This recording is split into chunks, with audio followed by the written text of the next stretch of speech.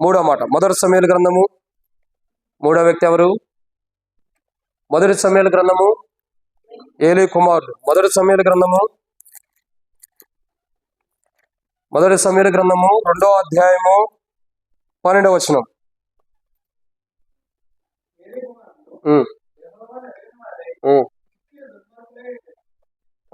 చాలా ఇక్కడ మనం ఏలీ కుమారుల గురించి చూద్దాం.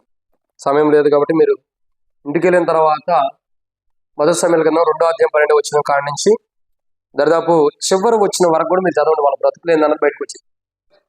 వాళ్ళ బ్రతుకు ఎలా ఉందన్నది నేను పూర్తిగా చదివించడానికి టైం లేదు కాబట్టి మీరు ఇంటికి తర్వాత చదవండి. మీకు ఖచ్చితంగా ఈరోజు చదవాలి. మీరు ఖచ్చితంగా మీరు అందరూ కూడా చదవాలి. వాళ్ళ బ్రతుకు ఎలా ఉందని మీకు అర్థమైంది.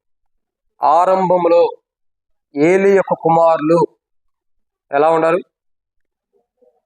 దేవుని మందిరంలో ఉంటే పరిచర్య చేసిన వారు ఉండాలి. ఇప్పుడు ముగింపు ఎలా వచ్చింది? దేవుని ఎరగని వారు గుర్తు వచ్చారు. అంటే దేవుని మందిరంలో ఉండారు, వాళ్ళ ఆరంభం బాగుంది, కానీ దేవుని ఎరగట్లా. ఆ దేవుడు ఎలాంటి వాడు? ఆ దేవుని కార్యాలేంటి అంటే మనం వెరిగినట్టు కాదండి. దేవుడు నా కొరకు చనిపోయాడు, పాపాలు క్షమించబడి ఇది కాదు. ఆయన దేన్ని ఇష్టపడతాడు, దేన్ని ఇష్టపడడు. ఆయన ఏం చేస్తే ఇష్టపడతాడు, ఏం చేస్తే ఇష్టపడడు. ఏదంటే ఆయన అసహించుకుంటాడు, ఏదంటే వద్దంటాడు. అయ్యరగట్ల వీళ్ళు మందిరంలో చేసిన పనులు చేశారు. చివరకు వాళ్ళు చేసిన పనులు ఏంటి తెలుసా? బైబిల్లో రాయబడుతూ వచ్చింది. చూడండి 17వ వచనం.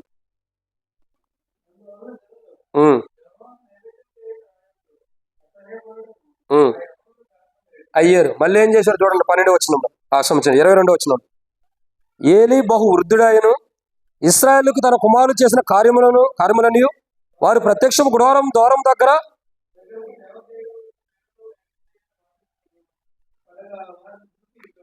ఏమంటాడులే, కుమారులు కదా ఏమంటారు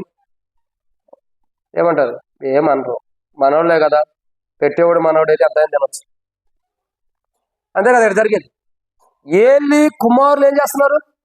తన తండ్రి యాజకుడుగా ఉన్నాడు, తన తండ్రి దేవుని మందిరం ఉన్న సింహాసనం మీద కూర్చున్నాడు.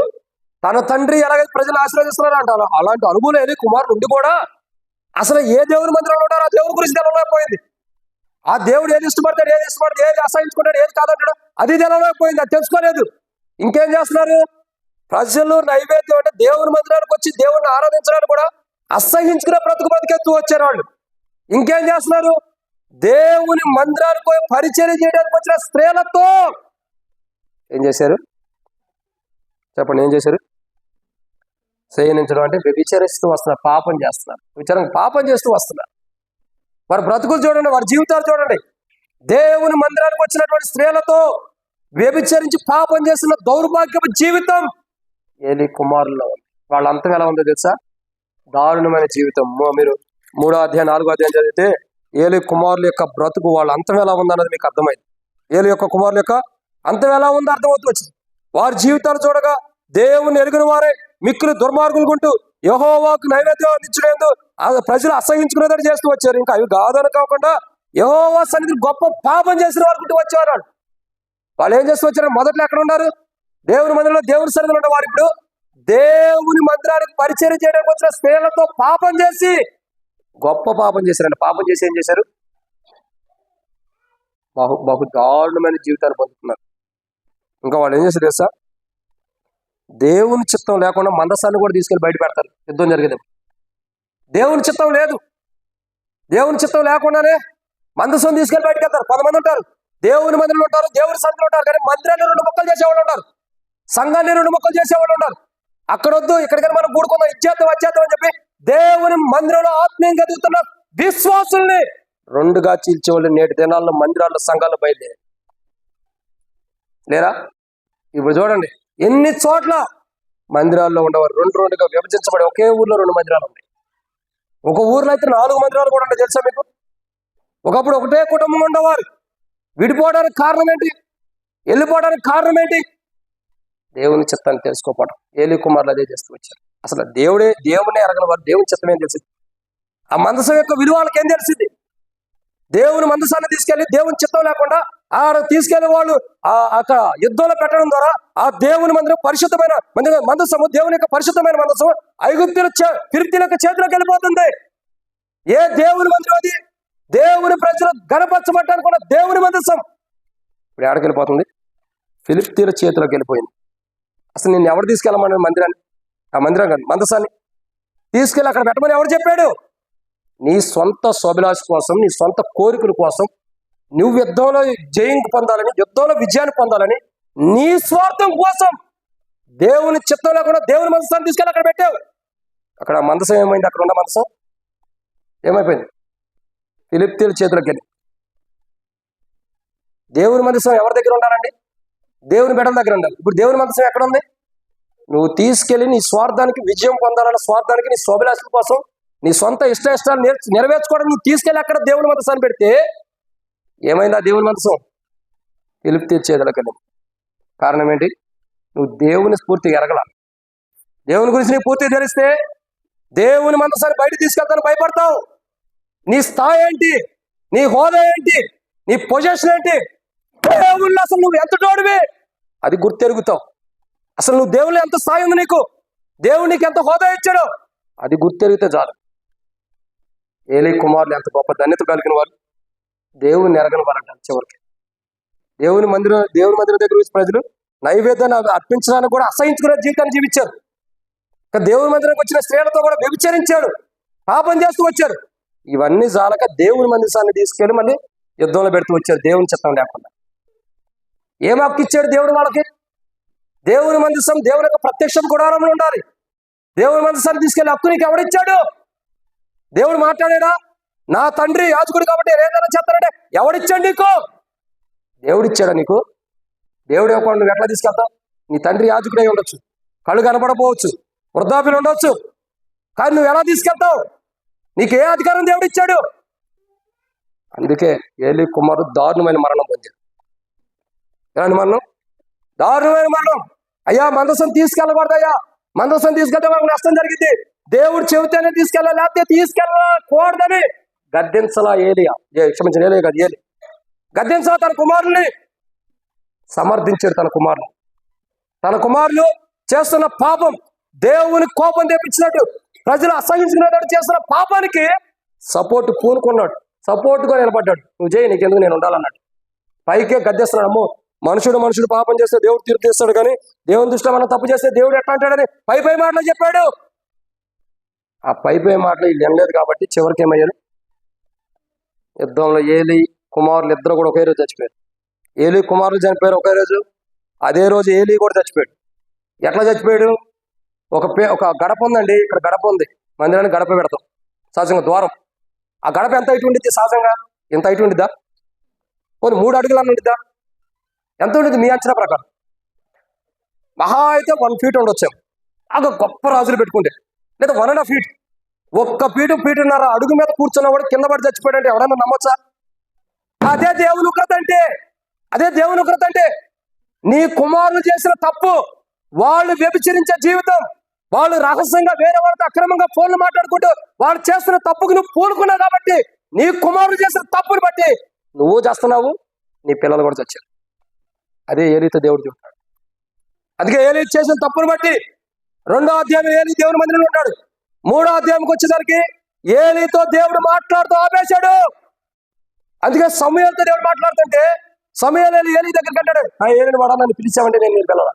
రెండోసారి వెళ్తాడు, నేను పిల్లల. ఇక అర్థమైపోయింది ఏలీకి, దేవుడు నాతో మాట్లాడుతూ ఆపేశాడు. నా పిల్లల ఎడల నేను చేసిన తప్పు దేవుడు తెలుసుకున్నాడు కాబట్టి నన్ను ఆపేశాడు, నాతో దేవుడు మాట్లాడుతూ ఆపేశాడు. ఇప్పుడు నా ఇక్కడ సమూయేలుతో మాట్లాడుతున్నాడు. అప్పుడు అంటాడు సమూయేలు నువ్వు పోయి పడుకో. ఒకవేళ నీకు ఆ స్వరం సమూయేలు వినపడితే యెహోవా నీ దాసుడు ఆలకిస్తాడు, ఆజ్ఞాయింపాను. ఆయన ఏం చెబుతాడు? ఏది మిస్ అవ్వకుండా చెప్పు. ఏదైనా చెప్పావా, మిస్ అయ్యావా, ఏదన్నా దాచిపెట్టావా, శాపగ్రస్తుడు అవుతావు. యాజ్ ఈజ్ జరగబోయేది మొత్తం చెప్పేస్తాడు ఏలీ.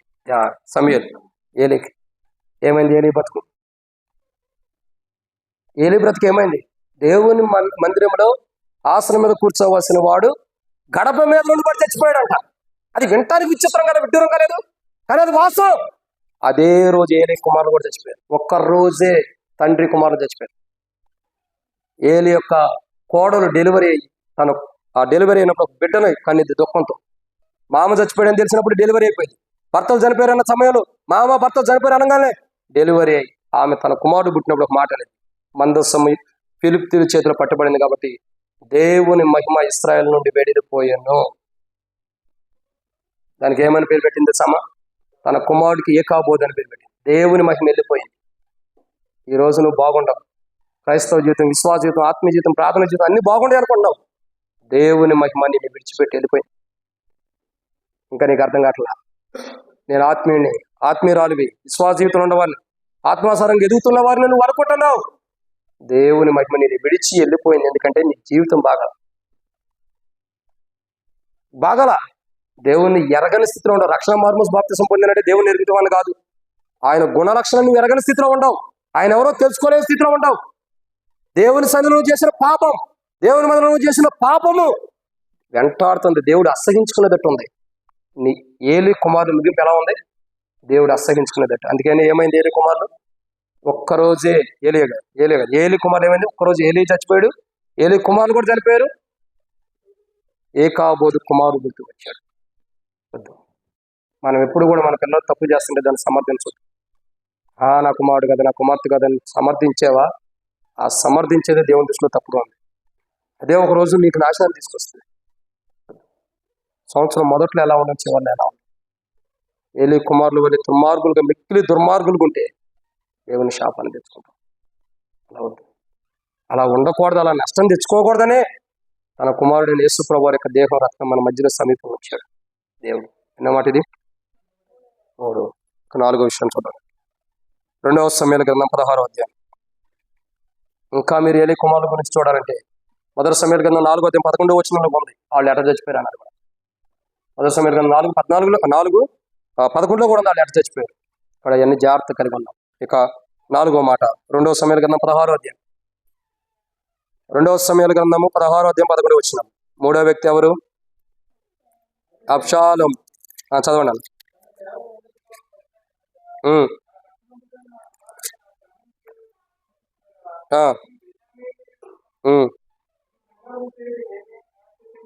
అది చాలన్న. తర్వాత ఉంది, ఇంకప్పుడే అవ్వాలి. ఏం జరుగుతున్నాడు ఇక్కడ? ఎవరైనా అబ్షాలోము. 3వ వ్యక్తి ఎవరిని చూస్తున్నాం? ఆరంభంలో మంచిగా ఉండే వ్యక్తి అబ్షాలోము. ఎక్కడ ఉన్నాడు? రాజు కుమారుడు ఉన్నాడు. ఇప్పుడు ఏం దిగజారిపోయాడు? ఎంత స్థితికి వెళ్ళిపోయాడు? సొంత తండ్రినే చంపి అధికారం పొందడానికి దిగజారిపోయాడు. మీకు అర్థమవుతుందండి? సొంత తండ్రినే చంపి అధికారం పొందుకోవడానికి చూస్తున్నాడు. ఎవడైనా సొంత తండ్రిని చంపడానికి పరిగెడతాడు తండ్రి వెనకాల? ఓ పక్కన ముందే మామ వెంటాడాడు శత్రువులాగా, పిల్లనిచ్చినాడు. ఇప్పుడు ఎవరు? గర్భవాసన పుట్టినటువంటి వాడే అబ్షాలోము. ఏం చేస్తున్నాడు అబ్షాలోము? తండ్రిని చంపడానికి ప్రయత్నిస్తున్నాడు. ఇతను ముగింపు ఎలా ఉందో చెప్పమంటారా? రండి. 18వ అధ్యాయం 9, 10 వచనాలు.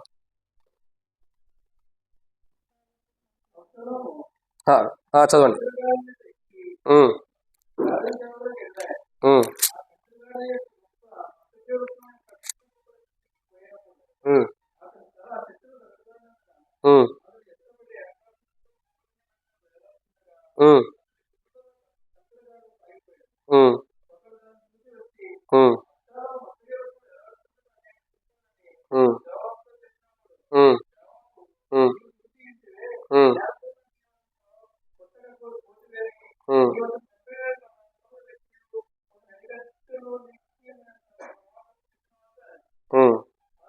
పదిహేను వచ్చిన తన ఆయుధములు మోయేవారు 10 మంది చుట్టుకుని ఉండగా అబ్షాలోమును కొట్టి ఎవరి చేతిలో చేస్తున్నాడు? రాజకుమారుడు ఎవరి చేతిలో చేస్తున్నాడు? పనివాడి చేతిలో చేస్తున్నాడు. తన ముగింపు ఎలా ఉంది? దారుణంగా ఉంది. పనివాడి చేతిలో చచ్చే దారుణమైన స్థితికి వచ్చేసాడు అబ్షాలోము. అసలు ఎవడు మొదట ఏ స్థితిలో ఉన్నాడు? అబ్షాలోము రాజు యొక్క కుమారుడు ఉన్నాడు. ఇప్పుడు ఏ స్థితికి వచ్చేసేసాడు? సొంత తండ్రిని చంపడానికి వచ్చేసాడు. కాబట్టి ఇప్పుడు తన మరణం ఎలా ఉంది? పనివారి చేతిలో చచ్చిపోతాడు. తన ముగింపు ఎంత దారుణం ఉందో చూడండి. ఎంత దారుణమైంది. 33వ వచనం చూడగా, అప్పుడు రాజు బహు కలతపడి గుమ్మమునకు పైగానున్న గదికెక్కిపోయి ఏడ్చుచు సంచరించుచు నా కుమారుడా అబ్షాలోమా, నా కుమారుడా అబ్షాలోమా అని కేకలు వేయచ్చు. అయ్యో నా కుమారుడా, నీకు బదులుగా నేను చనిపోయినా ఎంత బాగుంటూ, నా కుమారుడు అబ్షాలోమా, నా కుమారుడా అని ఏడ్చుతున్నాడు దావీదు రాజు. దావీదు రాజు ఏడుపు ఒక అర్థం ఉంది, తన కుమారుడు. కానీ అబ్షాలోము చనిపోవడానికి కారణం ఏంటి? సొంత కుమారుడు అయ్యుండి కూడా తన తండ్రి మీద తిరగబడ్డాడు. ఈరోజు చాలా మంది మరణాలు తెచ్చుకోవడం కారణం ఏంటి తెలుసా? నిర్గమకాండం 20 రాయబడి వచ్చింది, నీ తల్లిని నీ తండ్రిని సన్మానించమని ఉంది. అప్పుడు నువ్వు దీర్ఘాయుష్ కలిగి ఉంటావు. తల్లిదండ్రులు సన్మానించలేక, తల్లిదండ్రులు అంటే విలువ లేని విధాల్లో తండ్రిని తిడతాం, తల్లిని తిడతాం. దానికి మనం చిన్నప్పటి నుండి మన పిల్లలకి నూరిపోస్తాం. అరే తాతనెట్ట తిట్టరా, మామనెట్ట తిట్టరా, తండ్రినెట్ట తిట్టరా అని మనం చెబుతూ వస్తాం. మనం చెప్పేవారు పెద్దరిగిన తర్వాత తిడతా వస్తాం అంటాడు. ఒక వ్యక్తి తల్లిదండ్రులను సన్మానించలేని వ్యక్తి దీర్ఘాయుషు ఎక్కువ సంవత్సరం బ్రతకలేడు. నా మాట కాదు, నిర్గమకాండం 20 బైబిల్ సెలవిస్తున్నమాట. మనుషులు ఈ రోజులు ఎవరస్తులు ఎక్కువ మంది ఎక్కువ కాలం బ్రతకపోవడానికి కారణం ఇదే. తల్లిదండ్రులు అంటే విలువ లేదు. తండ్రులు ఆడే ఉంటారు, తండ్రి ఆడే ఉంటారు, తల్లి ఆడే ఉండిద్ది. అక్కడే కూర్చుంటారు, అక్కడే తాగుతారు, అక్కడే తెస్తారు, అవసరం తిరుగుతారు. అక్కడే అవసరం అయితే వాళ్ళే తంటారు తాగి. నీకు ఆయుష్ తాగక సంవత్సరం దేవుడు పెంచుతాడా? నువ్వు తాగి ఇంక చెడుపు అని పెంచుతాడా? ఒక వ్యక్తికి ఆయుష్ తగ్గడానికి మెయిన్ రీజన్ ఇదే, నీ తల్లిదండ్రులను సన్మానిస్తలేదు. నువ్వు దీర్ఘాయుష్మంతుడు అన్నట్టు నీ తల్లిని తండ్రిని సన్మానించు. పేరుదిలే. మన ఒక అన్న ఒక మాట అన్నాడు, అన్న నువ్వు మందిరం కట్టావు కదా, నువ్వు వెళ్ళిపోయినప్పుడు నీకు సగ్గా సన్మానం చేస్తాను. ఓ శాస్త్రం పెట్టి ఏదో ఒకటి చేస్తున్నాను. మాకు సన్మానాలు అవసరంలా, సేవకుడు చెప్పి దేవుడు ఆత్మ ద్వారా బోధించబడిన మాటలు వింటే చాలు, అదే సన్మానం. మాకు చాలువాలు దుప్పట్లు మాకు అవసరంలా, కొనుక్కుంటాం. దేవుడు ఇచ్చాడు అవకాశం. ఏం కావాలా? ఆయన కాదు నేను అంటుంది, మనం అందరం దేవుడు మందిరం కట్టించాడని చెప్పి చాలువాలు దుప్పట్లు అవసరంలా. దేవుని సేవకుడు చెప్పే మాటకి వాక్యానికి విలువ. ఆయన కాదు మాట్లాడేది, పరిశుద్ధాత్ముడు మాట్లాడినప్పుడు ఆ మాటకు విలువి. అప్పుడు నీ జీవితం బాగుంటుంది. అప్పుడు నువ్వు దీర్ఘాయుష్మంతుడిగా ఉంటావు. లేకపోతే ఆయుష్ తగ్గించబడుతుంది. ఇక్కడ ఎవరు? అబ్షాలోము యొక్క జీవితం ముగింపు సరిగ్గా లేదు. ఆరంభంలో రాజకుమారుడు ఉంటాడు, చివరికి దాసుల ద్వారా, పనివారి ద్వారా చంపబడుతున్నాడు. తన ముగింపు ఎలా ఉంది? తండ్రిని చంపాలని పోరాడి చివరికి చెట్టుకి ఏలాడి కంచరగాడితే తనకి ఎంత కొండ వెళ్ళిపోయినప్పుడు ఏలాడుతున్న చెట్టులో నుండి ఆ ఏలాడుతున్న చెట్టు దగ్గరకు వచ్చినప్పుడు యోవాబు వచ్చి ఒక్కసారిగా బాణాలిస్తున్నప్పుడు గుచ్చుకోవాల్సిన చోట గుచ్చుకుంది. అక్కడ చంపి పక్కన పడేసాడు యోవాబు. ఎవరిని? అబ్షాలోముని. ఒక పనివాడు నీ కింద ఉండాల్సిన వాడు, నీ కింద ఉండాల్సిన పనివాడు నేను ఎందుకు చంపుతున్నాడు? నువ్వు తిరగబడిన తిరుగుబాటు ధనం అది, నువ్వు తిరగబడిన జీవితం అది. నీ కన్న తండ్రి మీదే, నీకు రక్షణ ఇచ్చిన దేవుని యొక్క కుమారుడి మీదే నువ్వు తిరగబడ్డావు కాబట్టి మరణం వస్తుంది. సొంత తండ్రి మీద ఎవడైనా తిరగబడ్డాడు అధికారం కోసం సొంత తండ్రి మీద తిరగబడ్డాడు కాబట్టి తన నాశనం ముగింపు అన్న దారుణం ఉంది. మన జీవితాలు అబ్షాలోము లాగా ఉంటే నష్టపోతాం. అబ్షాలోము లాంటి ముగింపు మనకు రాకూడదని దేవుడు తన కుమారుడైన యేసుప్రభువు వారి యొక్క రక్తము మనకు సమీపం ఉంచాడు. ఇదన్నమాట 4. ఇక 5వ విషయం చూద్దాం. మొదటి రాజుల గ్రంథం 22వ అధ్యాయం. మొదటి రాజుల గ్రంథము 22వ అధ్యాయము 34వ వచనం నుండి 40వ వచనం వరకు. మొదటి రాజుల గ్రంథం 22వ అధ్యాయం 34 నుండి 40 వరకు.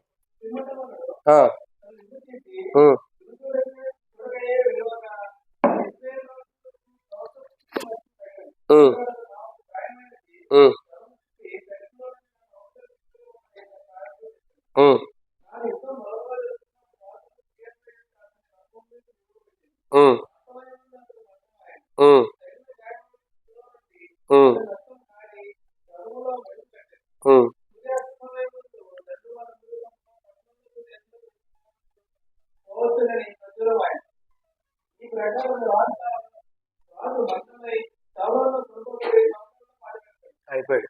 ఎవరి రాజు? ఆహాబు. ఆహాబు ఎవరు? రాజు కుమారుడుగా జన్మించి రాజు యొక్క సింహాసనాన్ని అధిష్ఠించిన వాడు. ఎవరైనా ఇంకా చాలా ఉంది స్టోరీ, 40 వచనం కదా చెప్తే, దేవుడు యెజబెలుకి తన యొక్క కోడలు ఒక మాట చెబుతూ వస్తాడు. నువ్వు వెళ్ళే లోపల షమ్రోన్లో నీ యొక్క భర్త యొక్క రక్తం కుక్కల్లోకి తిన్నట్టు చెబుతూ వస్తాడు దేవుడు. ఒక కోడలు చెప్తూ వస్తాడు. యాస్టీజ్ అదే జరిగింది ఇక్కడ. ఈ ఆహాబు చనిపోయిన తర్వాత ఎక్కడికి వెళ్ళాడు చెప్పండి? ఆహాబు చనిపోయిన తర్వాత ఏం చేయబడుతూ వచ్చింది? ఎక్కడున్నాడు? ఆహాబు దారుణమైన మరణం పొందాడు కదా. చివరికి అతను తీసుకుని వెళ్ళి ఒక నదిలో పడేశారంట. ఆ నదిలో ఉన్న నీళ్లు కూడా కుక్కలు తాగటానికి కూడా ఇష్టపడతల్లా. కానీ తాగాల్సింది తినాల్సింది. అంటే ఒక కోణంలో అలా చెప్తున్నాం. ఎందుకని? ఆహాబుకి ఇంత మరణం ఎందుకు రావాలి? ఇంత దారుణమైన స్థితి ఆహాబుకి ఎందుకు రావాలి? ఎందుకు ఆహాబు ఇంత నష్టాన్ని తెచ్చుకుంటున్నాడు? ఆహాబు జీవితం ఇంత నష్టం రావడానికి కారణం ఏంటి? ఒక రాజు కుమారుడివి, తర్వాత నువ్వు రాజు అయ్యావు, ఆ రాజు యొక్క సింహాసనంలో కూర్చుండి ఆధిక్యతకి దేవుడు ఇచ్చాడు. ఇంత గొప్పవాడుకుండా నీకు అంతం ఎలా ఉంది? దీనికి రీజన్ ఏంటి చెప్పంటారా? ఆది కాండంలో మొదట్లో మనం ఆదాముని ఎలా చూసాం? ఇక్కడైతే అక్కడ ఆదాము భార్యామేటిని పాపంలో పడ్డాడు. ఇక్కడ ఎవరైనా ఆహాబు ఏం చేస్తున్నాడు? ఈ ఆహాబు భార్య మాటిని ఏదో ఎవరో చెప్పారయ్యా, ఒక వ్యక్తి దగ్గరకు వచ్చాడు కదా, అయ్యా నాకు ఈ పొలం ఏమన్నాడు, అతను నేను ఇవ్వలేను అన్నాడు. ఆ ఒక్క మాటకు మూతి ముడుచుకుని ఇంటికాడ కూర్చున్నాడు. కూర్చున్నవాడు ఏం చేశాడు? మూతి ముడుచుకుని ఇంటికాడ కూర్చుని భార్య చూసింది. ఏంది మూతి ముడుచుకున్నావు నువ్వు రాజుపోయింది కూడా? ఏమి లేదండి, ఏం లేదమ్మా, నాకు ఆ పొలం ఇమ్మంటే ఆ మధ్యలో ఉండేవాడు పేదవాడు, నాకు పొలం ఇవ్వలేదు. పోసి అంతేనా, రేపు పొద్దున కాదు నేను చూసుకుంటాను, నువ్వు ఎందుకు ధైర్యం ఉంటాను? ఏమో మహాజాతకురాలు కదేమా, ఏమేం చేసింది? కుయుక్తితో పత్రిక రాసింది. భర్త కూడా తెలియకుండా రాజముద్ర వేసి పంపించింది. ఆ ఊరి ప్రాంత ప్రజలు పంపించి, ఇదిగో పలానా వ్యక్తి ఉన్నాడు, నాబోతు అని ఉంటాడు కదా, నాబోతునా? నాబోతుని ఏం చేయాలంటే, ఇదిగో ఇట్లా విశ్రాంతి దినం ఇట్లా చేసాడని చెప్పి తన మీద ఏదో నిద్ర వేసేసి అతను చంపించండి. నా భర్త వచ్చి ఆయన యొక్క ద్రాక్ష తోటను ఆక్రమించుకుంటాడు, మీరు ఈ పని చేయండి, నేను ఏదో ఒకటి చేస్తా. అక్కడున్న పెద్దలకైనా బుద్ధి ఉండొద్దు? ఆమె ఏదో అట్లా చెప్పింది. ఒక నీతిమంతుడైన వాడిని మంచివాడిని ఎందుకు చెప్పాలన్న బుద్ధి వాళ్ళకు ఉండొద్దు?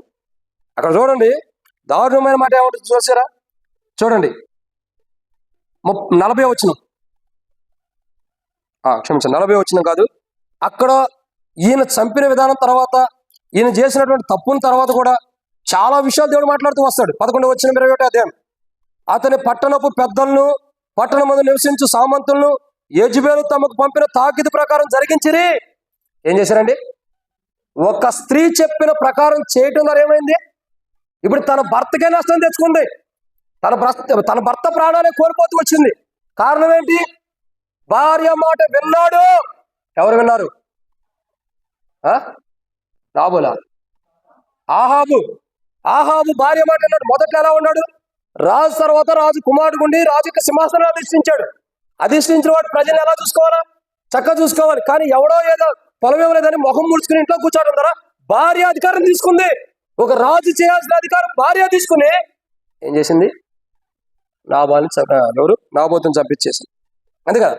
చంపించి మళ్ళీ ఏమని పత్రిక పంపించింది? అతను చంపండి, ఇట్లా అతని మీద ఒక నింద వేయండి, అతడు రాజుని దేవుని దూషించాడని. ఆ మాట చాలా బాధకరంగా ఉంది. చదవండి 10వ వచనం, నీవు దేవుని రాజును దూషించమని అతని మీద సాక్ష్యం పలుకుటకు పనికిమాలిన ఇద్దరు మనుషుల్ని. ఎవరిని పంపిన? పెద్దలతో పాటు ఎవరిని పెట్టుకున్నారు? పనికొచ్చేవారు కాదు, పనికిమాలిన ఇద్దరు మనుషులు తీసుకొచ్చి అబద్ధం సాక్ష్యం చెప్పించి, వీడు దేవుని దూషించాడు, రాజును కూడా దూషించాడని అబద్ధ సాక్ష్యం పలికించి చంపించారు. దీనికి కారణం ఎవరు? యెజెబెలు అక్క. ఏ అక్క? యెజెబెలు అక్క.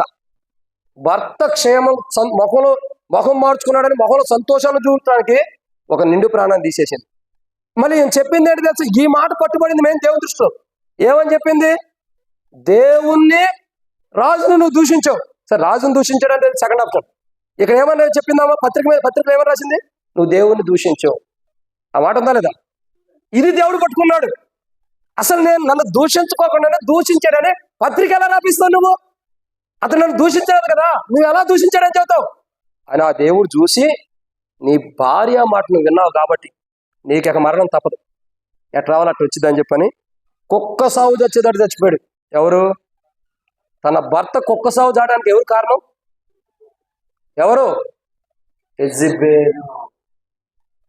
తన భర్త ముఖంలో చిరునవ్వు చూడటానికి ఒక నీతిమంతుడైన వాడు చంపించేసింది. దాని ద్వారా ఏం జరుగుతూ వచ్చింది? ఆహాబు చేసిన పాపం దేవుని దృష్టిలో బహు ఎక్కువగా ఉంది కాబట్టి దేవుని కోపం తెప్పించారంటే ఆహాబు. నిజం చెప్పాలంటే దేవునికి కోపం తెప్పించిన అనుభవం ఆహాబు జీవితంలో ఉంది. చూడండి 43వ వచనంలో, ఇశ్రాయేలు రాజు మూతి ముడుచుకునే వాడే కోపంతో వెళ్ళిపోయాడు, కానీ దేవుని దృష్టిలో కూడా దేవుని కోపం తెప్పించిన వాడు ఉంటూ వచ్చాడు. దేవుని కోపం తెప్పించి అంత ఘోరమైన పాపం చేశాడు కాబట్టి ఆహాబు ముగింపు ఎలా ఉంది? కార్య ఆరంభం కానీ అర్థం ఎలా ఉంది? ఆరంభంలో రాజు సింహాసనం మీద ఉన్నాడు, ముగింపులో కుక్క సాగు చేస్తున్నాడు. మనకు అలాంటి జీవితం రాకూడదని ప్రభు దేహం ప్రభు రక్తం మనకు సమీపంగా ఉంటూ వచ్చింది మన మధ్యలో. ఇదన్నమాట 5. ఇక 6వ విషయాన్ని చూద్దామండి. రెండవ రాజుల గ్రంథం. ఆహాబు లాంటి వారమై ఇంకా యెజబెల్ లాంటి మనస్తత్వాలు ఇంకా మనలో ఉంటే ఈరోజు మారుమూసి పొందాలి, లేకపోతే మరణం తథ్యం. ఆ మరణం ఎలా ఉంటుంది? దారుణమైన మరణం. ఆహాబు లాంటి మరణం ఉంటుంది. యెజబెల్ లాగా నీ భర్తకు నువ్వు లేనిపోయిన సాడే చెప్పకూడదు. ఆహాబు అనే చెప్పుడు మాట నువ్వు నాశనం అయిపోకూడదు. దేవుడు నీకేం చెబుతున్నాడు? అదే కదా, నువ్వు ఎంత మంచివాడు, ఎంత ఆత్మీయుడు దేవుడు తెలుసు. నిన్ను ఆత్మీయుడిగా పెంచిన దేవుడు తెలుసు. నువ్వు ఎవరు మాట్లాడలేవు.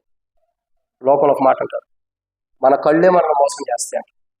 మన కళ్ళతో చూసింది కూడా ఒక్కోసారి నమ్మకూడదు. కళ్ళే మోసం చేస్తాయంటే చాలా మంది పెద్దలు అంటూ ఉంటారు. మరి అట్లాంటప్పుడు నీ బంధువులన్నీ ఇంటి వారైనా దేవుళ్ళు నువ్వు ఎలా ఉంటుందో చూసుకో. పక్కన వాడు చెప్పింది వినదు. ఉంటే అహాబు లాంటి నష్టం మనకు వచ్చింది. అలాంటి ముగింపు మనకు ఉండకూడదని ఆయన కుమారుడు యేసుప్రభువు దేహ రక్తం మన మధ్య ఉంచాడు. ఇది 5వ మాట. 6వ విషయం, రెండవ రాజుల గ్రంథం 5వ అధ్యాయం. రెండవ రాజుల గ్రంథం 5వ అధ్యాయం 20వ వచనమును నుండి 27 వచనాలు త్వరగా చదవగలిగిన వారు చదవండి. ఉమ్, ఉమ్, ఉమ్, ఉమ్, ఉమ్, ఉమ్. చాలు నాకు అంతా చదవడానికి టైం లేదు కాబట్టి మీరు ఇంటికి వెళ్తారా చదవండి. ఇక్కడ ఏమన్నా కూడా వచ్చింది ఎవరైనా? గెహాజీ 6వ వ్యక్తి ఆయనే కదా. ఏం చేశాడు గెహాజీ? అంత ముందు ఆరాధనలో చూస్తూ వచ్చాం, ప్రవక్తల చేతుల మీద కూడా నీళ్లు పోస్తున్నాడు, ఇంకా ఆయన మాటలు ప్రజలు తెలియపరుస్తున్నాడు, ఆయనతో ఉన్నాడు, ఆయనతో జీవిస్తున్నాడు. ఇంత గొప్పవాడైనా గెహాజీ ఏం చేస్తున్నాడు? ప్రవక్త తర్వాత ప్రవక్త అంత నోడిక. మరి ఇంత గొప్ప గెహాజీ ముగింపు ఎలా ఉంది? కార్యారంభం ప్రాప్తి దగ్గర ఉన్నాడు, కార్యాంతానికి వచ్చేసరికి నయమానుకు పట్టిన కుష్ఠరోగం పట్టింది దీనికి.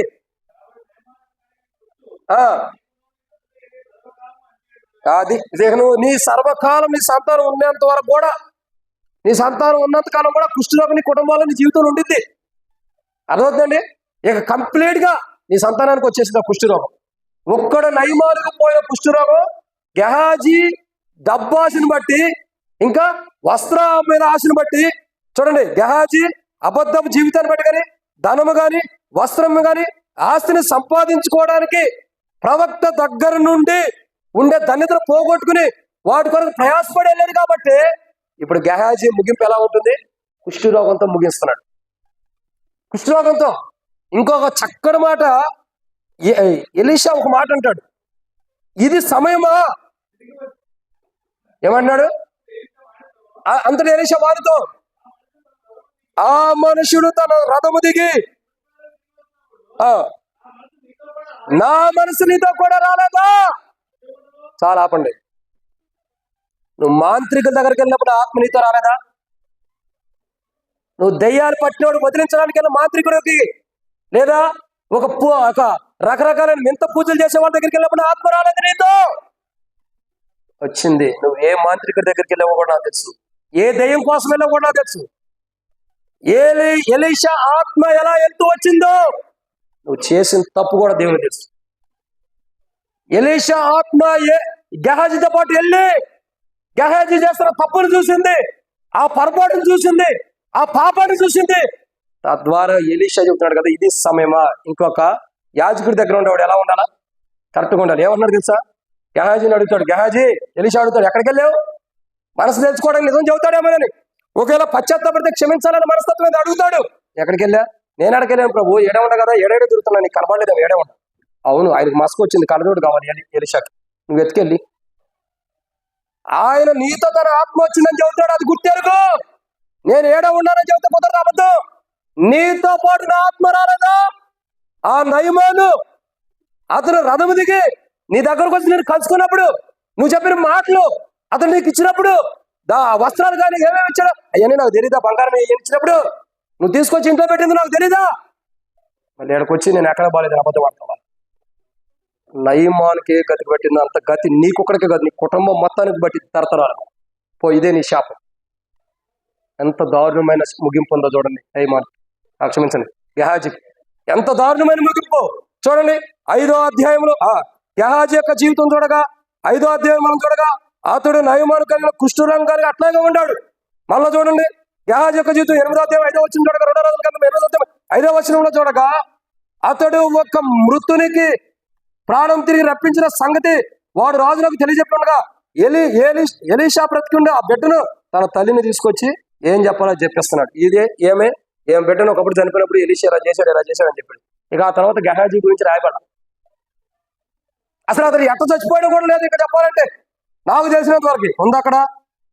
చూడండి, ఆ వచ్చిన చివరిలో గెహాజీ నా ఏలినవాడ రాజా, ఈ స్త్రీ ఇదే, మరియు ఎలీషా తిరిగి బ్రతికించిన ఈమె బిడ్డ వీడే అని చెప్పగా ఆ రాజు ఆ స్త్రీని బట్టి ఇక చేయాల్సిన చేసేసాడు. ఆ తర్వాత గెహాజీ చరిత్రే లేదు. ఎందుకు? ఒకరోజు నీకంటూ ఒక చరిత్ర లేకుండా దేవుడు చేస్తాడు. ఎందుకు? నువ్వు పాపం చేయడానికి ఎక్కడికి వెళ్తున్నావు అక్కడ నీతో పాటు దేవుని ఆత్మ వస్తుంది. నీవైనా నేనైనా పాపం చేయడానికి మనం వెళ్తున్నప్పుడు మనతో పాటు రక్షించబడిన మనం, మారుమూసి పొందిన మనం, బాప్తిసం తీసుకున్న మనం ఎక్కడికి వెళ్ళి ఏ మాట ఎలా చెబుతున్నామో, నువ్వేంటి నేనేంటి, మనం ఏ కోణంలో ఏ విధంగా చెబుతున్నామో, ఏ విధంగా మాట్లాడుతున్నామో అక్కడ దేవుని ఆత్మ ఖచ్చితంగా నీతో పాటు నాతో పాటు వస్తుంది. మనం ఏ పాపం చేస్తున్నామో ఎవరు చూడలేదు అని అనుకుంటాం, మనం దేవుడు చూస్తున్నాడు. నువ్వు చేసే తప్పు దగ్గర దేవుని ఆత్మ ఉంటుంది. నువ్వు చేసే ప్రతి పాపం దగ్గర దేవుని ఆత్మ ఉంటుంది. నువ్వు చేసిన ప్రతి పొరపాటు దగ్గర దేవుని ఆత్మ ఉంది. ఎవరో చూడలేదు అనుకోవాక, ఎవరో చూడలేదు రహస్యంగానే పాపం చేస్తున్నావు అనుకోవద్దు. నీతో పాటు దేవుని ఆత్మ, ఎలీషా ఆత్మ గెహాజీకి ఎట్లా వెళ్ళిందో దేవుని ఆత్మ ప్రభు యేసుక్రీస్తు ప్రభు ఆత్మ మనతో అలా ఉంటుంది. ఉంటుందా లేదా? ఈ మాట చెప్పండి, ముగిచ్చేస్తాం. ఎక్కడ ఉంది దానికి సాదృశ్యమైన మాట చెప్పగలుగుతారా? కొత్త నిబంధనలో నతానియేలు అనే వ్యక్తి యేసు ప్రభు వారి గురించి మాట్లాడుతున్నప్పుడు యేసు ప్రభు వారి దగ్గరికి వచ్చినప్పుడు యేసు ప్రభు అంటాడు, నతానియేలు నువ్వు చెట్టు కింద ఉండి మాట్లాడినప్పుడే నేను నిన్ను ఎరిగి తిని. అంటే దేవుని ఆత్మ అక్కడ లేదా నతానియేలు దగ్గర? ఆయన సర్వాంతర్యామి, ఏడైనా ఉంటుంది ఆయన ఆత్మ, ఏడైనా ఉంటూ వస్తాడు. నువ్వు పాపం చేయడానికి వెళ్తున్నప్పుడు నా ఆత్మ నీతో వచ్చింది. ఆ నయమాను బట్టి దగ్గర రథం దిగినప్పుడు నా ఆత్మ నీతోనే ఉంది. ఆయనతో మాట్లాడినప్పుడు అబద్ధాలు ఆడుతున్నప్పుడు ఏమంటాడు? ఇంకెళ్ళి అబద్ధం, నా యజమానుడికి మనసు లేదు కానీ దూరదేశం నుండి కొంతమంది వచ్చారు, ఇప్పుడు ఆయన మనసు కలిగి వచ్చింది, తీసుకురమ్మని నన్ను పంపించాడని అబద్ధం ఆడుతున్నాడు. ఎలీషా మాట్లాడాడు, ఇది సమయమా మనకి? ఇది తరుణమా? ముగింపు దినాల్లో ఉన్నాం, చివరి ముగింపు దినాల్లో ఉన్నాం, లోకం అర్థమైపోతున్న దినాల్లో ఉన్నాం. ఇది సమయమా మనకి? ఇది సమయం కాదు, ఇది ముగింపు దినాలు. గుర్తుపెట్టుకుని నువ్వు సంపాదించుకోవడానికి, సాధించుకోవడానికి, పొందుకోవడానికి ఇది సమయం కాదు. ఇది ముగింపు దినం. ఇది ముగింపు దినమే, చివరి ముగింపు దినం ఇదే.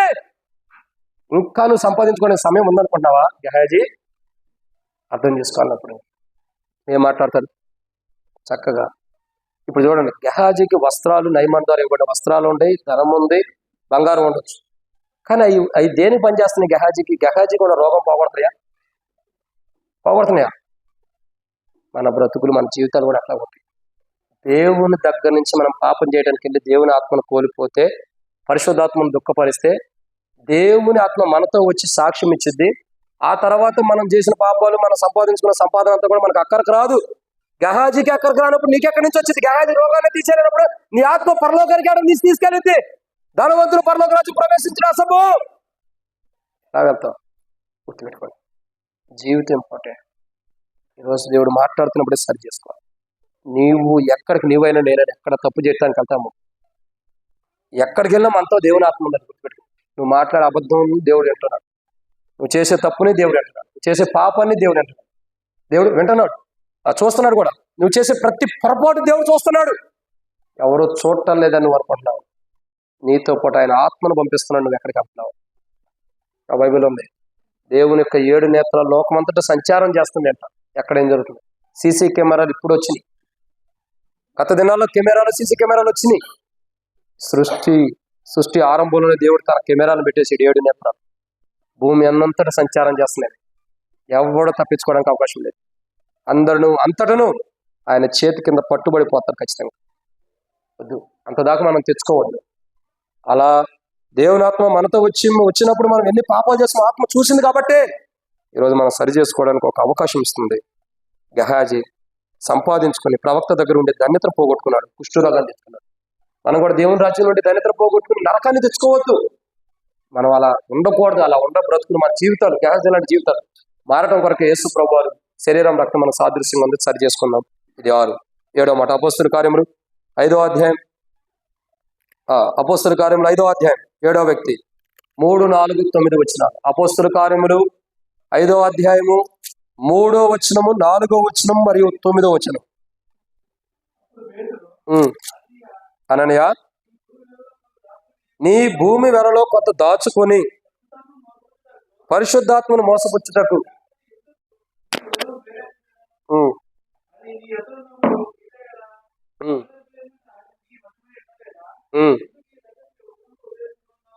ఉమ్, 9వ వచనం. చదవండి. నీవు మనుషులతో కాదు దేవునితో అబద్ధం ఆడుతుంది. ఎవరితో అబద్ధం ఆడుతుంది. తర్వాత 9వ వచనం.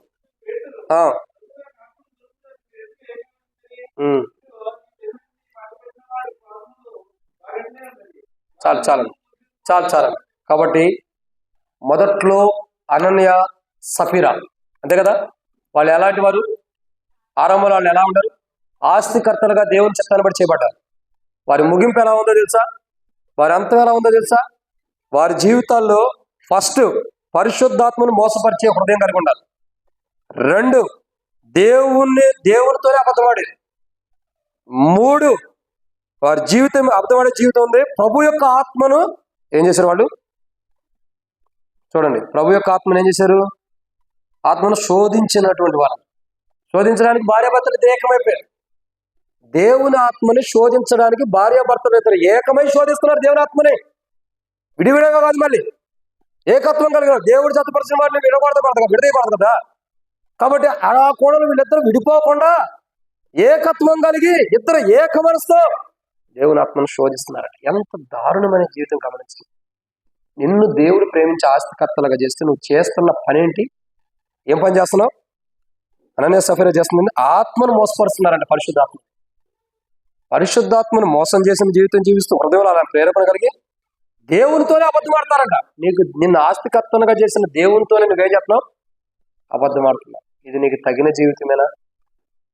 పరిశుద్ధాత్మ నీ హృదయాల్లో ఉంచింది దేనికి? దేవుడు దారి తప్పిపోతుంటే సరి చేయబడి దేవుని రాజ్యం కొరకు సిద్ధపాటు కొరకు పరిశుద్ధాత్మ. ఓ బాబు, ఏమే పరిశుద్ధాత్మ హృదయంలో ఎందుకు ఉంచాడు? దారి తప్పిపోకుండా, తప్పిపోతున్న మన జీవితాలు సరి చేయబట్టానికి కదా, మనల్ని ఆదరించడం కొరకే పరిశుద్ధాత్మ మనలో ఉంది. కానీ ఇప్పుడు ఏం జరుగుతూ వచ్చింది? పరిశుద్ధాత్మను మోసం చేశారంట.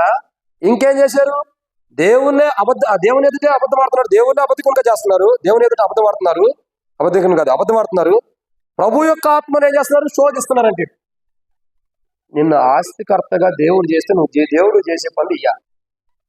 దేవుడు నిన్ను వెతికి రక్షించి జీవితం ఎలాంటిదైనా, అది దరిద్రంతో కూడిందా, పేదరికంతో కూడిందా, దౌర్భాగ్య స్థితిలో ఉందా, ఒకప్పుడు నువ్వు పుట్టినప్పుడు నీ కుటుంబం యొక్క జీవితం ఏంటో నీకు మాత్రమే తెలుసు. కానీ ఇప్పుడు దేవుడు నీకు ఎలాంటి పొజిషన్ ఇచ్చాడు, ఎలాంటి ఆశీర్వాదాలు ఇచ్చారు? నీకేంటి, నాకేంటి, అందరికీ ఆశీర్వాదాలు ఇచ్చారు లేదా? ఇచ్చాడు. ఒకప్పుడు మన జీవితాలు వేరు, ఇప్పుడు గొప్ప ధన్యతలోని దేవుడు తీసుకొచ్చాడు. ఇప్పుడు మనం ఎలా ఉన్నాం? అననీయ, సఫీరా వలె ఉంటాం. అందరూ నేను అన్నారు. కొందరు ఎలా ఉంటున్నారు? పరిశుద్ధాత్మను మోసపరుస్తున్న అనుభవం ఉంటున్నారు. దేవునితోనే అబద్ధం ఆడుతున్నారు. ఇంకేం చేస్తున్నారు? ప్రభు యొక్క ఆత్మను శోధిస్తున్నారు. ఇది నా మాటలు కాదు సుమ్మి, పేతురే సెలవిస్తున్నాడు. మీరు ఎందుకు ఇలాంటి తప్పు చేశారు? మీరు ఎందుకు ఇలాంటి పొరపాటు చేశారు? మీరు ఎందుకు ఇలాంటి దారుణమైన జీవితాన్ని జీవిస్తున్నారు? మీరు అమ్మి, అయ్యా నేను ఇంత కమ్మాను, ఇదిగో ఇంత నేను దేవునికి ఇవ్వగలుగుతున్నాను ఇస్తే అది వేరుకుంటేది. నీకు సామర్థ్యం ఉండి, దేవుడిచ్చిన సామర్థ్యం నువ్వు కలిగి ఉండి కూడా, దేవుడిచ్చిన సామర్థ్యాన్ని బట్టి నువ్వు తృప్తి కలిగి ఉండి, దేవుడు ఒకప్పుడు నువ్వు దౌర్భాగ్య స్థితిలో నేను ఆస్తికర్తలుగా చేసినప్పుడు కూడా ఇంకా నువ్వు దేవుని సన్నిధిలో అబద్ధం ఆడుతున్నావు. దేవుని దగ్గర పరిశుద్ధాత్మను మోసపరుస్తున్నావు. ప్రభు యొక్క ఆత్మని నువ్వు శోధిస్తున్నావు. చూడండి, పరిశుద్ధాత్మని ఏం చేశారు? మోసపరిచారు. దేవునితో అబద్ధం ఆడారు. ఇంకా ఆత్మను శోధించారు. కాబట్టి వాళ్ళు ఎలా ఉన్నారు? ఇప్పుడు వాళ్ళంతం ఎలా ఉంది? చూడండి, అననీయ గురించి మాట్లాడి ముగించుకుందాం. అననీయ గురించి 5వ వచనం, 5వ అధ్యాయం 5వ వచనం. అపొస్తలుల కార్యం. అననీయ ఈ మాటలు వినుచూనే పడి ప్రాణం విడవగా, మాటలు వింటానే ప్రాణం విడిచేసేసారంట. ఏ మాటలండి? నీవు పరిశుద్ధాత్మను దుఃఖపరచుటకు నీ హృదయంలో ఎందుకు ప్రేరేపించగలిగి అబద్ధమాడావు. ఈ మాట వినటంతోనే అననీయ ఏం చేసా? మాట్లాడుతుండగానే చచ్చిపోయాడు. ఈయన తీసుకెళ్లి పాత పెట్టొచ్చినప్పుడు భార్య వచ్చింది. ఏమి నా భర్త ఎక్కడ ఉన్నాడు, ఏదో మేము ఆస్తి అమ్మితే తీసుకొచ్చి పరిశుద్ధుని కపోస్తుని యొక్క పాదాల దగ్గర పెట్టడానికి వస్తే నా భర్త ఏడి అంటున్నాడు. పేతురు అడుగుతూ వచ్చాడు, అమ్మ నీ భర్త సంగతి తర్వాత చెబుతాను, ఆయన కథ చాలా ఉంది, ఇప్పుడు నువ్వు చెప్పు, నిజం చెప్పు, మీ ఆస్తి ఎంత కమ్మారు? ఏముంది ప్రభు, ఇద్దరు ఇంటికాడ ఒకటే మాట అనుకున్నారు కదా, ఇంత కమ్మాం. నువ్వు కూడా పో పరమశిని బాధపడుతుంది. నీ భర్త చచ్చిపోయాడు కాబట్టి నీ భర్త చనిపోయినప్పుడు అతను పాత పెడతానికి వెళ్ళిన వాడి యొక్క పాదాలు గుమ్మం దగ్గర ఉండి నేను కూడా మోసుకెళ్తారు, పో నీ కూడా పాట పాడుతున్నారు అన్నాను. వెళ్ళిపోయారు ఇద్దరు. ఎంత దారుణమైన మరణం అండి. వాళ్ళ ముగింపు ఎలా ఉంది? భయంకరమైన ముగింపు. అసలు వాళ్ళు నుంచున్న పనే చచ్చిపోయారు. ఒక మాట చెప్పాలంటే వాళ్ళు మాట్లాడుతూ ఉండగానే చచ్చిపోయారు. ఈ మరణం ఎక్కడి నుంచి వచ్చింది? ఎందుకు వచ్చింది? వాళ్ళ ముగింపు ఎంత దారుణంగా ఉంటే కారణం ఏంటి? పరిశుద్ధాత్మను మోసపరిచే హృదయంలో ఆలోచన పుట్టింది. దేవునితోనే అబద్ధం ఆడుతున్నారు, ప్రభు యొక్క ఆత్మను శోధిస్తున్నారు. గుర్తుపెట్టుకోండి, దేవుని ఆత్మను నువ్వు ఎంతకాలం శోధిస్తావో అంతకాలం దేవుడు లెక్కిస్తున్నాడు, నీకు తీర్పు చేస్తాడు. ఎంతకాలం దేవునితోనే అబద్ధం ఆడతావో, మంచిగానే మాట్లాడేది దేవుడితో అనుకుంటున్నావు, ఓ భ్రమలో ఉంటావు. దేవుడు నీ గురించి నువ్వు ఆడుతున్న అబద్ధాలు దేవుడు తెలుసు. నువ్వు ఎక్కడ ఏ అబద్ధం ఆడతావు? నీ ప్రాణం మీదకి వస్తే అబద్ధం ఆడేవాడు కొంతమంది ఉంటారు. ఉండారు ఖచ్చితంగా. మనం ఎవరైనా ఏదన్నా అంటారు, అబద్ధం ఆడేవాడు ఉంటారు. ఎక్కడ ఈ సంఘంలో నేను చూసా, పాత మందిలో ఉన్నప్పుడు కూడా ఎబ్రోన్లో సిచ్యువేషన్ జరిగింది. నాతోనే చెప్పారు కొంత సహోదరులు వచ్చి. తర్వాత అడిగేటప్పుడు మేము చెప్పలేదు అన్నారు. అప్పుడు ఆ నింద ఎవరి మీద పడింది? నా మీద పడింది. నేను అబద్ధికున్నయ్యా. మీరు ఆడిన అబద్ధం దేవుడికి తెలుసది. నాతోనే వచ్చి చెప్పారు, అన్న పలానా ఆయన ఎట్లా అన్నాడు. మళ్ళీ సంఘంలో అడిగితే లేదు ఆయన అనలేదన్న, మేము చెప్పలేదన్న. నేను అడిగిన తర్వాత కూడా మీరు ఆడిన అబద్ధం దేవుడు తెలీదా? చిన్నదానికి మీరు సాక్ష్యాన్ని కాపాడుకోవడానికి వాళ్ళ ఎదుట, ఆయన ఎదుట, ఆమె ఎదుట మంచివాడిగా కనబడతాను, మంచిదానిగా కనబడటానికి దేవుని సేవకుని అబద్ధకునిగా చేసావు. దేవుడు చూడ దానికి తగింది అనిపించ తప్పదు, ఏదో ఒక రోజు అనిపించాల్సిందే. ఈరోజు నేను అన్నాను ప్రభావ తప్పైపోయినాడు, ఒప్పుకుంటే అయిపోతే అనుకున్నావేంటి? తెలిసి నువ్వు అబద్ధం ఆడావు అని తీర్పు దేవుని దగ్గర ఉంది. ఒక మనిషి మెప్పు కోసం, ఒక అతని మెప్పు కోసం, ఒక సహోదరి మెప్పు కోసం వాళ్ళు ఏమంటారు అని నువ్వు కావాలని నువ్వు అబద్ధం ఆడావు, సేవకుడి మీద అబద్ధం వేసావు. ఇక్కడ కూడా అన్నని ఏం చేస్తున్నాడు? అబద్ధం ఆడుతున్నాడు. చలో పరలోకానికి కాదు నరకానికి వెళ్ళిపోన్నాడు. సఫీరా వచ్చింది, టీజ్గా చెబుతుంది ఉన్నదన్నట్టు, ఏమో కూడా పోయింది నరకానికి. ఎంతకాలం అని ప్రభు ఆత్మని మోసపరుస్తూ నీ హృదయం మోసపుచ్చే హృదయాన్ని కలిగి ఉంటావు. ఎంతకాలమని దేవునితో అబద్ధం ఆడతావు? ఎంతకాలం అబద్ధం ఆడుతున్నామంటే, అబద్ధం ఆడే జీవితం అంటే ఏంటి? నువ్వు దేవుల్లో ఉంటూ కూడా, దేవుని మందిరానికి వస్తూ కూడా, వాక్యం వింటూ కూడా ఆ వాక్యానుసారంగా నువ్వు జీవించకూడదమే అబద్ధం ఆడతావు. ఎంతకాలం అని అలా ఉంటావు? ఎంతకాలమని ప్రభు ఆత్మను శోధిస్తావు? ఇంకెంతకాలం శోధిస్తావు? శోధించింది చాలు. నీ ముగింపు పాపు, లేకపోతే దేవుడు నీకు ముగింపెత్తాడు. నువ్వైనా నీకైనా నాకైనా అంతే. ఈ రోజుతో దేవుని ఆత్మను శోధించే బ్రతుకులు జీవితాలు ఆపేయాలి. సంవత్సరం చివరిలోకి వచ్చావు, మొదటి నుండి సంవత్సరం మొదటి పునరుద్ధానం నుండి దేవుని ఆత్మను శోధిస్తూనే వచ్చావు. సంవత్సరం చివరి యొక్క పునరుద్ధాన దినంలో అయినా శోధించే జీవితాన్ని ఆపేయి. ఇప్పటికైనా ఆపేయి, లేకపోతే ఘోరమైన నష్టం తెచ్చుకుంటావు. ఇక చెప్పేవాడు ఉండడు నీకు. తర్వాత నష్టం ఎలా ఉండదు నీకు ఎరిగింది, నువ్వే ఎరుకుంటావు. చాలు.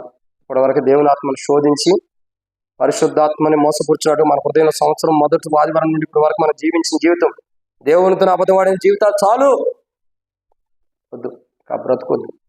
చివరి ప్రభు పునరుద్ధాన దినం మార్చుకుని కొత్త సంవత్సరంలోకి మనం ప్రవేశించాలని చివరి ప్రభు పునరుద్ధాన దినంలో ఎందరో సజీవుగా లేరు, కానీ మనం సజీవులకు వచ్చాడు ఈ పునరుద్ధానం. ఎందుకు? ఆ నూతన సంవత్సరంలోకి నువ్వు వెళ్ళేటప్పుడు ఈ జీవితాన్ని ముగించుకుని పరిశుద్ధాత్మను దుఃఖపరిచి, పరిశుద్ధాత్మను మోసపరిచే హృదయంలో ఉన్న ఆలోచన, దేవునితో అబద్ధమాడే జీవితం, పరిశుద్ధాత్మతో శోధించే జీవితము, ప్రభు ఆత్మను శోధించే జీవితాన్ని మార్చుకుని మనం కొత్త సంవత్సరంలోకి వెళ్ళాలని ఈ పునరుద్ధాన దినం ప్రభు బలం మన సమీపం.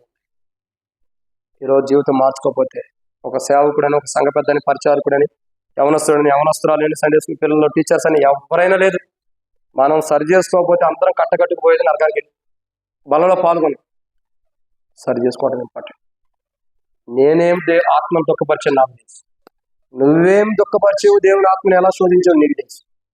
ఎవరికి వారు సరి చేసుకున్నా, సరి చేసుకోకుండా, తీర్మానం లేకుండా కఠినమైన హృదయానికి ఇన్ని రోజుల నుంచి బయటకు వెళ్తున్నావు. సంవత్సరం మొదటి పునరుద్ధానం నుండి ఈ పునరుద్ధానం దినం వరకు కూడా నువ్వు కఠినంగా వెళ్తే గత జరిగిన సంవత్సరం వరకు కూడా కఠినంగానే బయటకు వెళ్ళిపోయావు సరి చేసుకోకుండా. నేను ఎందుకు వినాలి ఈ మాటలు, నేను ఎందుకు నా హృదయంలో తీసుకోవాలని పెడ చెబితే పక్కన పెట్టి వెళ్ళిపోయావు. ఈ రోజు కూడా అట్టగెళ్ళు, ముగింపు పెట్టండితో దేవుడు చూపిస్తాడు. ప్రార్థన చేసుకుందాం. 7 వ్యక్తుల యొక్క అనుభవాలు, వారి జీవితంలో జరిగిన ముగింపు ఉంది. కార్య ఆరంభంలో బాగుండదు. ప్రసంగి 7:8 కార్య ఆరంభం కంటే అంతం మేలు. ఈరోజు నీ కార్య ఆరంభం దేవుడు మంచిగా సృష్టించాడు. ఈ రోజు అంతం ఎలా ఉండబోతుంది? ఈ సంవత్సరం అంతం, సంవత్సరం ఆరంభంలో దేవుడు మంచి జీవితాన్ని ఇచ్చాడు. సంవత్సరం ముగింపులు ఎలా ఉండవు? రక్షించబడిన కార్య ఆరంభంలో ఎలా ఉండవు? రక్షణ కోల్పోయి ఈ రోజు ఎలా ఉండవు? నేను ప్రశ్నించుకోకసారి ప్రార్థన. మమ్మల్ని వ్యక్తులకు ఎక్కువగా ప్రేమించిన ప్రియ పరలోకపు తండ్రి, మహోన్నతుడైన దేవ, మమ్మల్ని మీరు ఎక్కువగా ప్రేమించారు కాబట్టి ఈ సంవత్సరం చివరిలో మీరు నాతో మాట్లాడుతున్నారు. కార్య ఆరంభం కంటే అంతం మేలు. ఒకరి జనదినం కంటే మరణదినం మేలు అన్నారు. సుగంధ ధైర్యం కంటే మంచి పేరు మేలు. ప్రభువా, ఈరోజు నా జీవితాన్ని నేను చూడగా నా ముగింపు సరిగ్గా లేదు. నా జీవితం అంతా కూడా సంవత్సరం మొదట్లో ఎలా ఉండాలి, రక్షించబడిన మొదట్లో ఎలా ఉండాలి, ఇప్పుడు అలా లేదు. రక్షించబడిన మొదట్లో నేను రక్షణ, మారుమనసు, పాప క్షమాపణ అనుభవం కలిగి నేను జీవిస్తూ వచ్చాను. ఇప్పుడు ముగింపు చూడగా రక్షణ కోల్పోయి మారుమనసు పొందాలని వాక్యం చెప్పినా కఠినం చేసుకున్న హృదయం, చెప్పుడు మాటలు విని, లోకస్తులు లాంటి మాటలు విని హృదయం కఠినం చేసుకుని వెళ్ళిపోతున్నా. నాకెందుకు లేదు? ఇంకెంతకాలం ప్రభు నేను ఇలా ఉండాలి? ఇలా ఉంటుందా? పరిశుద్ధాత్మను దుఃఖపరుస్తుంది, పరిశుద్ధాత్మను మోసపరిచే జీవితం నాలో ఉంది. పరిశుద్ధాత్మను శోధిస్తున్న ఎదురు నేను అబద్ధపు జీవితాన్ని జీవిస్తున్నా. ఇంతకాలం జీవించిన జీవితం చాలు. ఈ రోజు నుండి అయినా నాకు కొత్త జీవితాన్ని, నూతన సంవత్సరంలో నీ చిత్తమై నువ్వు నాకు ఆయుష్ ఇచ్చి ప్రవేశింపజేస్తే దాంట్లో కొత్త జీవితంలోకి వెళ్ళాలి. ఇన్నాళ్ళు నా హృదయాన్ని కఠినం చేసుకుంటూ వాక్యం కూడా పెడచేవని పెట్టి ఏదో మందిరానికి రావాలని వచ్చి, ఏదో మందిరంలో కూర్చోవాలని కూర్చుని, ఏదో వాక్యం విన్నామని వింటూ, ఏదో రాసుకోవాలంటే ఇష్టం ఉంటే రాసుకోవడం, కష్టం ఉంటే అది కూడా పక్కన పడేసి వెళ్ళిపోతాం కాదు. ఈ జీవితం కాదు నువ్వు కోరేది. ప్రభా, నా హృదయాన్ని కోరుచున్నావు. నేను నా మటుకైతే నా అంతము ఆ 7 రకాలైన మనుషుల కంటే కూడా ఇంకా దారుణంగా ఉంది. వద్దు ప్రభా, తెలిసి తప్పు చేసే జీవితం నాలో ఉంది. నువ్వంటే ఏంటో తెలిసి కూడా తప్పు చేసే జీవితం నాకు వద్దు. క్షమించండి. నా జీవితాన్ని సరిచేయండి. ఆదాము లాంటి జీవితాన్ని క్షమించండి. యేసవు లాంటి జీవితాన్ని క్షమించండి. ఇంకా ప్రభా, అబ్షాలోం లాంటి జీవితం క్షమించండి. ఏలీ కుమార్ లాంటి జీవితాన్ని క్షమించండి. ప్రభా వద్దు, నా జీవితాన్ని మార్చండి. గెహాజీ లాంటి జీవితం, అననీయ సఫీరా లాంటి జీవితాలు వద్దు ప్రభా, నాలో ఉండే అది తీసేయండి. ప్రభా, యేసుక్రీస్తు నామములో ప్రార్థిస్తున్నాను తండ్రి. ఇట్లా మౌనంగా ఎవరైనా ప్రార్థన చేసుకుంటే మనుషుల వైపు చూడండి. మీ కుడి హస్తం మీ తలగన పైకెత్తించడం కోసం ప్రార్థన చేస్తాను. సరి చేసుకోవడానికి సోదరి యేసు ప్రభు నేను క్షమించిన కాదు. సోదరి యేసు ప్రభు నేను కూడా క్షమించిన కాదు. ఈ తలగంటే పైకెత్తించడం నాకు కనబడాలి. సోదరి యేసు ప్రభు నేను కూడా క్షమించిన కాదు. సోదరి యేసు ప్రభు నిన్ను కూడా క్షమించిన కాక నీ జీవితాన్ని మార్చిన. సోదరి యేసు ప్రభు నిన్ను కూడా, సోదరి లారి యేసు ప్రభు నిన్ను కూడా, సోదరుడు యేసు ప్రభు నిన్ను కూడా క్షమించిన కాక. ఇంకెవరో అటు చూడదు. అందరూ ప్రార్థనలో ఉన్నాడు. కఠినం చేసుకోవద్దు. దేవుడు మాట్లాడినప్పుడే హృదయం మార్చుకో. పరిశుద్ధాత్మని ఎంత దుఃఖపరుస్తున్నావో, ఎంత గాయపరుస్తున్నావో, ఎంత శోధిస్తున్నావో నీకు తెలుసు. చెయ్యత్తడానికి సిగ్గుపడుతుంది దేనికి? దేవుడు నేను పరలోక రాజ్యం తీసుకోవడానికి సిగ్గుపడతాడు. సోదరి యేసు ప్రభు నేను కూడా క్షమించిన కాక. సోదరి యేసు ప్రభు, సోదరి యేసు ప్రభు మిమ్మల్ని కూడా క్షమించిన కాక. ఇంకెవరైనా ఉన్నారా? సోదరి యేసు ప్రభు నేను కూడా క్షమించిన కాక. సోదరి యేసు ప్రభు నేను కూడా క్షమించిన కాక. నువ్వు చేసిన తప్పులు నీ తల మీద నాకు ముప్పై దేవుడు మాట్లాడుతున్నప్పుడు సరి చేసుకో. ఇంకెవరైనా ఉన్నారా? సోదరి యేసు ప్రభు నేను కూడా క్షమించిన కాక. ఇంకా ఎవరైనా కఠినం చేసుకోవద్దు. ఇన్ని రోజులు పరిశుద్ధాత్మను దుఃఖపరిచే సోదరి నిన్ను కూడా క్షమించను కాక. ఇన్ని రోజులు పరిశుద్ధాత్మను మోసపరిచేది హృదయంలో పెట్టుకుని ఉండవు ఆలోచనలు. దేవునితోనే అబద్ధపు జీవితాన్ని జీవిస్తూ వస్తున్నావు. దేవునిలోనే దేవుని ఆత్మని శోధించేది అన్ని దినాలు. చివరి ఆదివారం నన్ను మార్మోసుకుంది, జీవితం బాగుండేది. ఇంకెవరైనా ఉన్నారా? ఇంకెవరైనా చెయ్యి ఎత్తితే ఏమనుకో సిగ్గుపడొద్దు. సోదరి యేసు ప్రభు నేను కూడా క్షమించను కాక. నీకు దేవుడు తన కృపలో నీకు కావాలనుకున్న దేవుని యొక్క రాజ్య దేవుడు ఇచ్చిన కాక. దేవుని కృపలో నువ్వు కాపాడబడం కాక. ఇంకెవరైనా ఉన్నారా? ఇంకా ఎవరైనా ముగిస్తున్నావు. ఇంకెవరైనా ఉన్నారా? నా ముగింపు ఆ 7 వ్యక్తుల వలె ఉండకూడదు. దేవుళ్ళు ఆత్మీయంగా ఎదగాలని ఇంకెవరైనా ఉంటే మీరు చేయొద్దు. ఇంకెవరైనా సోదరి నిన్ను కూడా ప్రభు క్షమించగా, సోదరుడు ప్రభు నిన్ను కూడా క్షమించగా, ఇంకెవరైనా ఇది సమయం లేదు నిన్ను అడగడానికి, ఇది సమయమా? నువ్వు ఆలస్యం చేయడానికి ఇది సమయమా? ఎలీషా అన్నాడు, ఇది సమయమా? నువ్వు ఇంకా సరి చేసుకోవడానికి ఎందుకు సమయం తీసుకుంటున్నావు? దేవుడు మాట్లాడుతున్నప్పుడే, ఉదయం ప్రేరేపిస్తున్నప్పుడే ఒప్పుకో. ఇంకెంత సమయం నీకు కావాలి? ఆ ఇద్దరు స్నేహితులు సమయం కోసం ఎదురు చూశారు, లేకుండా పోయారు. అంత నష్టం తెచ్చుకోవద్దు. ఇంకెవరైనా ఉన్నారా? ఇంకెవరైనా సమయమా నువ్వు ఆలస్యం చేయడానికి? తరుణం ఇదే నువ్వు సరి చేసుకోవడం. ఇంకెవరైనా ఉన్నారు? కఠినమైపోయింది నీ హృదయం, ఆత్మను దుఃఖపరుస్తున్నా, బాధపరుస్తున్నా. ఈరోజు నువ్వేం చేసావో దేవుడు చెబుతున్నాడు. సరి చేసుకోమని దేవుడు కూడా మాట్లాడుతున్నాడు. ఏం చేస్తున్నావో దేవుడు చెప్పాడు, ఏం సరి చేసుకోవాలో కూడా దేవుడు చెబుతున్నాడు. ఇంకేమైనా ఉందా? ఇంకెవరైనా సోదరు యేసుప్రభు నేను కూడా క్షమించగా, ఇంకెవరైనా ఉన్నారా? ఇంకెవరైనా ప్రార్థన. ప్రేమ కలిగిన తండ్రి, పరిశుద్ధుడైన దేవా, మీకు స్తోత్రాలు. మీరు ఇచ్చిన కృపకే వందనాలు. మాటలను బట్టి స్తోత్రాలు. ఎత్తబడిన మాటలకు నీరు కట్టింపచేయండి. ప్రభు వల్ల ప్రవేశించి ప్రభు దేహాన్ని భుజించి ప్రభు రక్తమును ఆయన పాత్రను పానం చేయకమునుపు ఆ జీవితాలతో మాట్లాడే ఆరంభం ఎట్లా ఉన్న ముగింపు బాగుండాలి. కానీ కొద్దిమంది యొక్క జీవితాలు చూసి మీరు సమయం నాకు వారి ముగింపు బాగాలి. నా జీవితం కూడా అట్లా ఉంది. ఈ రోజు నుంచి దైవ భయం కలిగి నేను చేసిన ప్రతి పాపాలు ఎరిగిన దేవుడు కాబట్టి వాటిని క్షమించి మీరు కడగండి. కడిగినప్పుడు దైవ భయం కలిగి ఈ రోజు నుంచి నేను జీవిస్తాను అని చేతి తీర్మానం చేసుకున్న ప్రతి సహోదరుని జీవించండి. వారి తీర్మానం స్థిరపరచండి. ఎవరైతే సిగ్గుపడి హృదయంలో సరి చేసుకోవడం సిగ్గుపడ్డారో వారిని కూడా వారి హృదయంలో చేసుకుని తీర్మానం స్థిరపరచండి. మరి ఏ పరిశుద్ధాత్మ దుఃఖపరుస్తున్నారు సరిచేయండి. ఇంకా దూరంగా ఉండి కఠినం చేసుకుని పరిశుద్ధాత్మ దుఃఖపరుస్తున్నా, పరిశుద్ధాత్మ శోధిస్తున్నా, నీ మీదే తిరగబడి అబద్ధమాడుతున్నా వారి జీవితాలు నష్టం రాకుండా మీరు కాపాడమని తీర్మానం చేసుకున్న బిడ్డలను దీవించమని ప్రభువైన యేసుక్రీస్తు నామములో విశ్వాసంతో ప్రార్థిస్తున్నాను తండ్రి. ఆమేన్. అట్లాగే మౌనంగా ఉందాం. ఎవరో కూడా అటు ఇటు చూడద్దు. ఇది దిక్కులు చూసే సమయం కాదు. మనల్ని మనం సరి చేసుకుని ప్రభు యొక్క బలలో పాల్గొందాం. అటు ఇటు చూడద్దు ఎవరో కూడా. ఇంకా దేవుడు ఏదైనా మీతో మాట్లాడుతుంటే, ప్రభు ఏదైనా ఇంకా సరి చేసుకోమని హెచ్చరిస్తుంటే సరి చేసుకోండి. ఇంకేదైనా అటు ఇటు కూడా చూడద్దు, ఎటు చూడద్దు.